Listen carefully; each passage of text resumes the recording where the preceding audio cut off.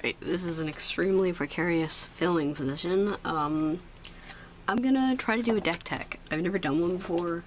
My friend does them a lot, and I just built this new deck, so that would be the perfect time to do it, right? My camera is hanging from the bottom of my bunk bed, so yeah, let's see if this works. So, DeckTeching. It's a standard deck. I haven't built a standard deck since I first started playing Magic. 5 or 6 years ago, something like that. I first started playing around Scars of Mirrodin, and when I really got into it like by myself was around Return to Ravnica. I think I've said that before. And when I was playing Return to Ravnica, I was playing Standard because I love Ravnica. And then Theros came out, and I love Theros. And then Tarkir came out, and I wasn't as thrilled about Tarkir. And then Zendikar came out, and I'm really not thrilled with Zendikar. But Zendikar is in Standard, and I have a couple of those in here, mostly Oath. This deck is mostly Shadows over Innistrad Zombies, because that's what I really enjoyed playing when I was drafting. And I wanted an excuse to keep playing that without having to pay money over and over again. So here we go.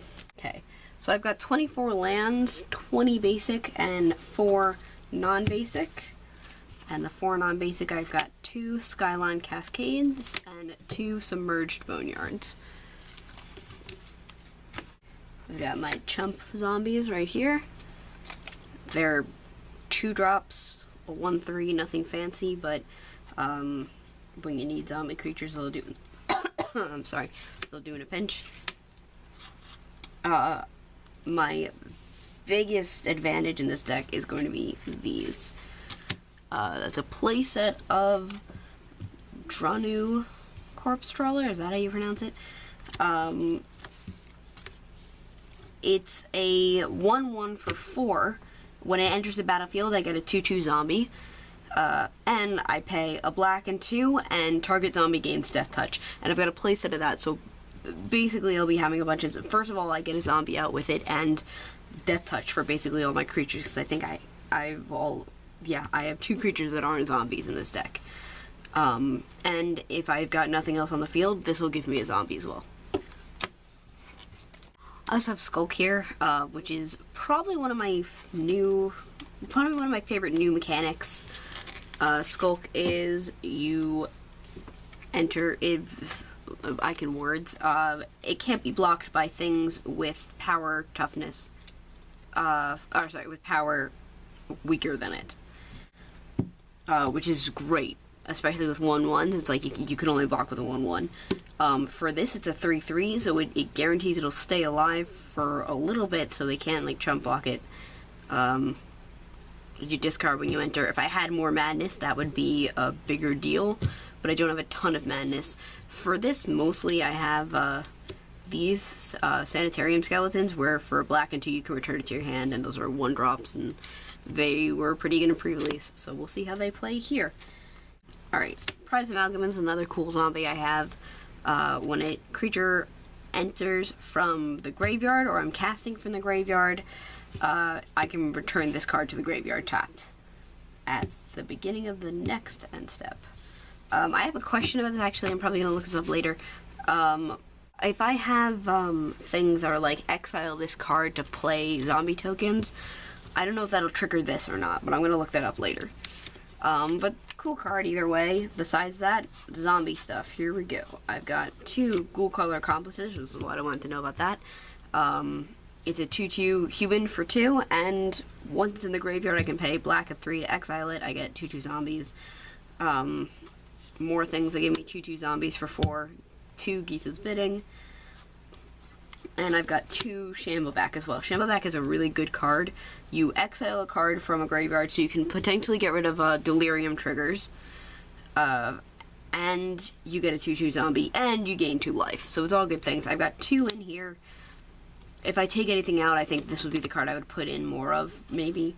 And then more fun zombie stuff. I've got Lamplighter of Selhoff, where if I have a zombie when it enters, I can draw a card. It's a 3/5. It's probably the biggest thing in this deck. It's just nice to have a 3/5 sometimes. Alright, I've got a bit of control as well, I'll call it, because I don't have another word for it. I've got these 2 counter spells, Deny Existence, which I think are probably among the best counter spells currently in Standard, because they can exile it instead of just putting it into the graveyard. They are 3-drops though. So there's only 2 of them. There won't be a ton of instances that I'll have them, but it's good to have. Other than that, I've got this playset of Stitch Mangler, which it enters tapped for 3, but it taps and does an untap during end step when it enters, and I have 4 of those. So that'll help me control what's coming at me.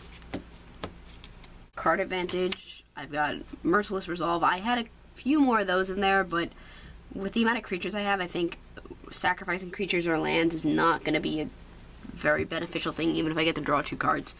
I got Read the Bones in there, which is always a good card to get to scry to, then draw 2. You lose 2 life, but I have those Shamble back, so I can always gain the life back. And I've got 2 Macabre Waltz, so I can return things from my graveyard to my hand. Really good card. Really cool art. That's all you can say about that card. And lastly, for removal, I've got these 2 Rancid Rats, which A, of Skulk, and B, of Death Touch. So anything that would be small enough to hit them, I'll immediately be able to get rid of. I had Sleep Paralysis in here, but I wanted to get some faster removal in, so I've got these 2 Bone Splinters, which again, that's the sack cost. It's kind of why I took out the Merciless Resolve, because I didn't want to be sacking too many things. And I've got 3 Murderous Compulsions. I wanted to get a playset, but I couldn't find another one, which is annoying because it's a common destroy tapped creature, which is, it's a really decent removal. And not at instant speed like, you know, like Doomblade or, you know, good removal, but it's there. And then at instant speed, I do have Grasp of Darkness, which again, I only found 1, or I would have put more in there, where target creature gets -4/-4 until end of turn for 2 black. That'll take care of most big threats. If there's a bigger thing that I'd have to get, I could always attack and then stack it on after the attack. But this will be enough removal to get rid of most things. So, and then I have 20 basic lands. So that's the deck. It's on Tapped Out. I'll put the link in the description. This was a really new way for me to do things. I've never done a DeckTech before. If I didn't do something right, if I didn't talk enough about anything, please let me know. If you have suggestions for my deck, also please let me know. If you want to play a game of Standard, sure. Yeah. I guess that's all. Leave comments as always, because I'm extremely needy, and let me know what you'd like to see in the next video.